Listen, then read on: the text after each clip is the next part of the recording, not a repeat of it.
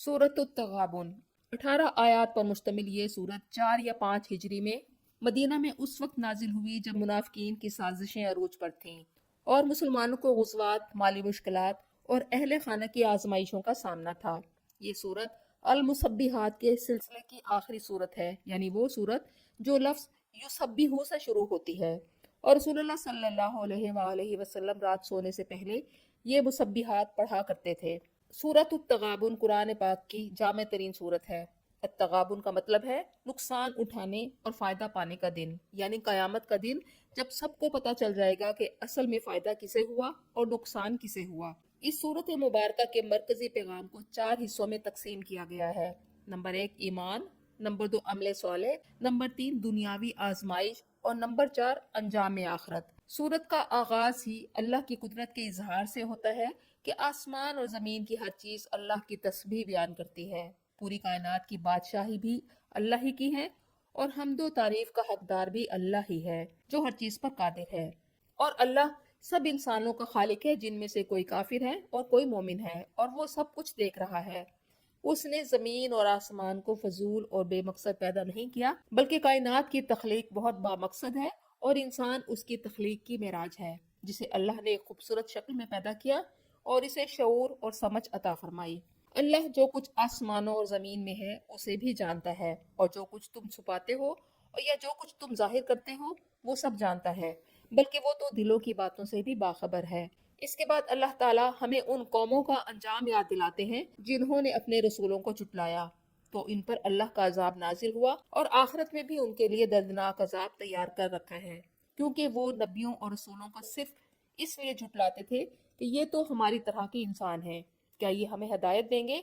तो उनके इस रवैये की वजह से अल्लाह ताला ने भी उनसे बेनियाजी इख्तियार फरमा ली। और काफी लोग तो ये समझते हैं कि वो मरने के बाद दोबारा नहीं उठाए जाएंगे। तो ए नबी, आप उन्हें बता दीजिए कि मेरे रब की कसम तुम जरूर उठाए जाओगे, और फिर तुम्हें उन आमाल के बारे में बताया जाएगा जो तुम दुनिया में किया करते थे, और ऐसा करना अल्लाह के लिए बहुत आसान है। अगली आयत में अल्लाह, उसके रसूल और उसकी नाजिल करदा किताब पर ईमान लाने की दावत दी जा रही है, और बताया जा रहा है कि अल्लाह तुम्हारे तमाम कामों से बखूबी वाकिफ है।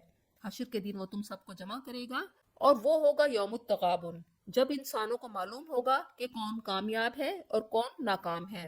असल जीत और हार, कामयाबी और नाकामी उसी दिन होगी, लेकिन जो अल्लाह पर ईमान लाए और नेक अमाल करे तो अल्लाह ताला उसकी तमाम बुराइयों को दूर कर देगा और उसे ऐसे बागात में दाखिल फरमाएगा जिनके दामन में नहरें बहती होंगी, और वो वहां हमेशा रहेंगे। तो ये लोग असल में बड़े कामयाब होंगे। लेकिन इसके बरक्स जिन्होंने कुफ्र किया और अल्लाह की आयत को झुटलाया, तो वो जहन्नुम में डाले जाएंगे और वहां हमेशा रहेंगे, जो उनके लिए बुरा ठिकाना है। सूरत तकाबुन की आयत नंबर 11 में अल्लाह ताला फरमाते हैं कि कोई मुसीबत अल्लाह के हुक्म के बगैर नहीं आती, यानी अगर किसी पर कोई आजमाइश, बीमारी, नुकसान या रिश्तों में तकलीफ की वजह से आती है, तो वो जान ले कि ये सब अल्लाह की इजाजत से है। और जिसे अपने ईमान की वजह से इस बात का यकीन हो जाए, तो अल्लाह ताला उसके दिल को हदायत दे देता है। उसका दिल मुतमईन रहता है कि इस तकलीफ में अल्लाह की तरफ से बेहतरी है और ये अल्लाह की तरफ से है, और अल्लाह ताला तो हर चीज को जानने वाला है। तुम उसी की अताअत करो और उसके रसूल की बात मानो।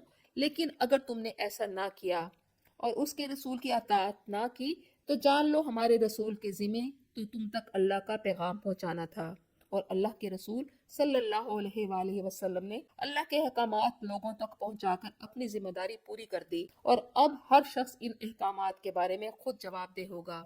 और अल्लाह तो वो है जिसके सिवा कोई माबूद नहीं, और तमाम मोमिनों को चाहिए कि वो अल्लाह पर ही भरोसा रखें और यकीन रखें कि उस ज़ाते पाक की इजाज़त के बगैर कोई पत्ता भी हरकत नहीं कर सकता। जो कुछ होता है वो अल्लाह की मर्जी से होता है। इसलिए मोमिन को चाहिए कि वो सारी उम्मीदें, खौफ और भरोसा अल्लाह पर रखे। अल्लाह पर भरोसा करने वाला कभी मायूस नहीं होता। इसके बाद अल्लाह रब्बुल इज्जत अहले ईमान को उनकी घरेलू आजमाइशों से खबरदार कर रहे हैं कि ए मोमनो, तुम्हारी बीवियों और तुम्हारे औलाद में से बास तुम्हारे दुश्मन हैं, इसलिए इनसे बचकर रहो। यानी अपने अहलो अयाल के मामले में मुहतात रहने की जरूरत है। ऐसा न हो कि अहले खाना और औलाद की मोहब्बत तुम्हें गलत रास्ते पर डालकर अल्लाह से दूर ना कर दे। कभी ऐसा भी होता है कि इंसान का घर, उसकी मोहब्बत या औलाद दीन के रास्ते में रुकावट बन जाती है।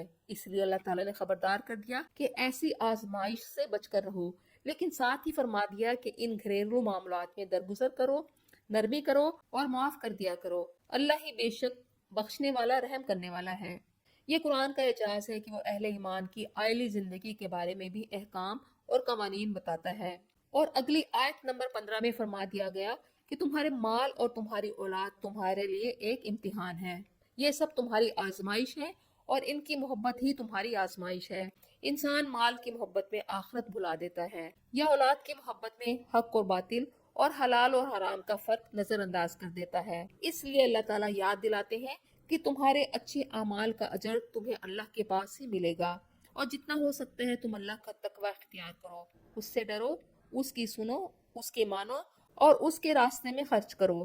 جو کچھ اللہ نے تمہیں دے رکھا ہے وہ اللہ کے راستے میں نچھاور کرو تو تمہارے لیے بہتر ہوگا۔ سورۃ التغابن کی آخری 2 آیات میں اللہ تعالیٰ اہل ایمان کو صدقہ، خیرات اور انفاق فی سبیل اللہ کی ترغیب دیتے ہوئے فرماتے ہیں کہ اگر تم اللہ کو اچھا قرض دو گے تو وہ اسے کئی گنا بڑھا کر دے گا اور تمہیں بخش دے گا۔ جو بندہ اللہ کے راستے میں دیتا ہے وہ در حقیقت اپنے لیے بھی جمع کرتا ہے اور آخرت میں اسے کئی گنا بڑھا کر اللہ اسے واپس کرے گا، کیونکہ اللہ کے ساتھ کی جانے والی تجارت میں نقصان ناممکن ہے۔ اللہ تعالیٰ ہر انسان کا قدردان بھی ہے اور بردبار بھی، وہ اپنے بندے کے ہر عمل کو جانتا ہے اور اس کا بہترین بدلہ دیتا ہے۔ آخری آیت میں اللہ تعالیٰ اپنے آپ کو 4 صفات کے ساتھ بیان فرماتے ہیں کہ اللہ غائب، حاضر، پوشیدہ اور ظاہر سب کا جاننے والا ہے، کوئی چیز اس سے چھپی نہیں، نہ دلوں کے خیالات، نہ نیتوں کے راز، نہ اعمال کے نتائج، اللہ کے علم سے کچھ بھی پوشیدہ نہیں۔